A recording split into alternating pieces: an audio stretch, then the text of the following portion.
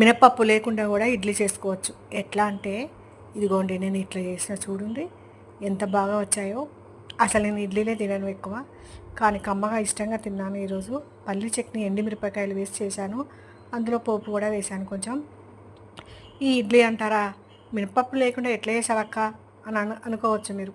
అవునండి, మినపప్పు లేకుండానే ఇడ్లీ చేశాను. అలా క్యారెట్ కూడా వేశాను కొంచెం. మినపప్పుకు బదులు పెసరపప్పు నానబెట్టాను. 1 గ్లాసు పెసరపప్పుకి 2 గ్లాసుల ఇడ్లీ రవ్వ వేసి నేను రాత్రే గ్రైండర్ పట్టేసి పప్పు ఇడ్లీ రవ్వ కలిపి పెట్టేశాను. పొద్దుటికల్లా మంచిగా పొంగింది. అందులో కొంచెం చిటికెడు సోడా ఉప్పు వేసి ఈ ఇడ్లీ పాత్రలో ఇడ్లీ పెట్టేశాను. నేను ఎప్పుడు ఇడ్లీలు చక్కగా తినను దాన్ని.